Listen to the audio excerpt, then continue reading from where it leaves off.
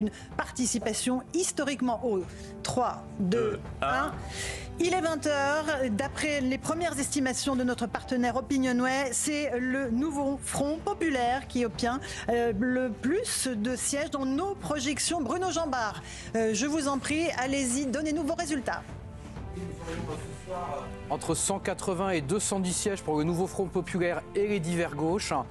Entre 155 et 175 sièges pour Ensemble et les divers centres, entre 46 et 56 sièges pour les Républicains et les divers droites, et seulement entre 135 et 155 sièges pour le Rassemblement national et ses alliés. C'est donc un paysage qui montre que le Front républicain a fonctionné dans les urnes, que les électeurs d'Emmanuel Macron ont voté massivement pour les candidats de gauche et inversement, même si c'est plus vrai visiblement entre de la gauche vers le centre que l'inverse.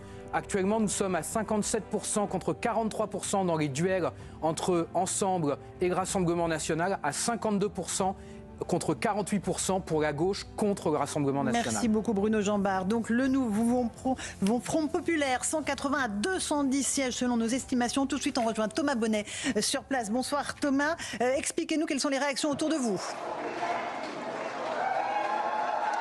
Bonsoir Laurent, c'est bien, vous l'entendez, des cris de joie qui émanent ici du QG de la France Insoumise à l'annonce des premiers résultats. Ils viennent de scander, les militants juste derrière moi, nouveau Front populaire. Beaucoup de joie aussi chez les militants qui se trouvent à l'extérieur de la rotonde Stalingrad. Ils sont en tête selon les premières estimations, autour de 200 sièges selon les projections qui nous parviennent. Je peux vous dire que tout au long de la journée, c'était l'incertitude ici dans les propos et dans les rangs des députés ou des élus de la France Insoumise. Et c'est désormais la joie qui prédomine parce qu'ils arrivent en tête selon les estimations et les premiers résultats qui nous parviennent. Merci beaucoup Thomas Bonnet, en direct du siège du QG de la France Insoumise. On est en plateau avec nos invités. Louis de Ragnel, bonsour à vous. Eugénie Bastier, Franz-Olivier Gisbert nous a rejoint. Sébastien Chenu, bonsoir à vous. Brice Hortefeux, merci d'être là. Bastien Lachaud, député LFI, réélu en Seine-Saint-Denis, avec ce premier résultat qui émane de notre partenaire Opinionway et une majorité de sièges pour le nouveau Front populaire. Votre réaction ? Exactement, une majorité pour le programme du nouveau Front populaire qui va devoir maintenant s'appliquer. Ce qu'il faut déjà retenir, c'est que on nous avait promis une majorité absolue pour le Rassemblement national. On en est bien loin. Le gouvernement est lui aussi sanctionné. Donc maintenant, Gabriel Attal doit partir et le président de la République doit nommer un Premier ministre issu du nouveau Front populaire pour que nous puissions appliquer notre programme, le programme que les Français ont choisi majoritairement. Sébastien Chenu, vice-président du Rassemblement national, c'est la déception ce soir pour vous ? Non, parce que nous allons doubler notre nombre d'élus. Donc il y a peu de partis politiques qui doublent leur nombre d'élus ce soir. Donc, mais c'est la déception de voir le bourbier dans lequel Emmanuel Macron a mis le pays.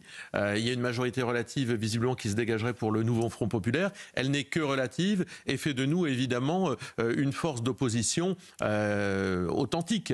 Nous n'allons pas évidemment laisser une majorité relative pouvoir gouverner de cette façon-là après des alliances tout à fait contre nature. Les macronistes finissent par faire élire le nouveau Front populaire. Donc on est bien dans un monde imaginé par Emmanuel Macron, dans un bourbier dans lequel il plonge la France, et il faudra bien à un moment ou à un autre en sortir. Brice Hortefeux, comment est-ce que vous voyez les choses après ces tout premiers résultats de notre partenaire Opinionway ? D'abord, une réflexion, j'ai écouté ce que vous disiez sur le plateau concernant la participation, et il y a quelque chose que je voudrais quand même rappeler, parce qu'il s'agit aussi de dépasser un peu notre nombril, c'est qu'il n'y a que 20% de la population dans le monde qui vit dans un régime de liberté comparable au nôtre. Et moi, je trouve ça formidable que, précisément, à l'occasion de ce scrutin, bien, les Français aient usé de cette liberté. Il y a une deuxième réflexion, c'est que, malheureusement, ça fait un certain nombre de soirées électorales auxquelles je participe. Et je ne supporte plus, à vrai dire, cette langue de bois.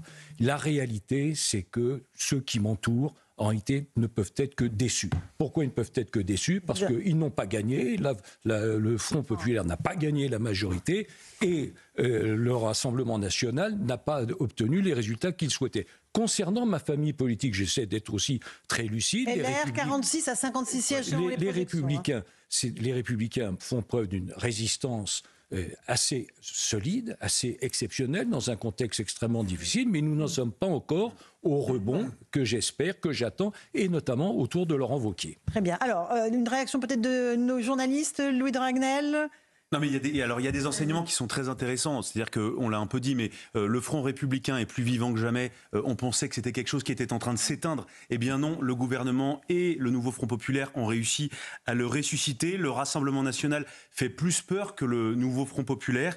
Ensuite, vous l'avez dit, les Républicains parviennent quand même à se maintenir, 46 à 56.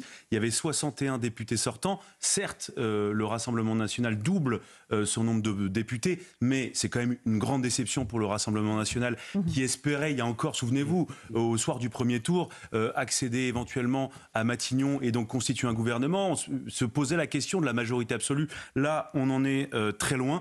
Et puis enfin, on rentre dans une nouvelle ère, puisque c'est le nouveau Front populaire, donc un parti qui est quand même très Alors justement, opposé Louis, on à va Emmanuel écouter Macron.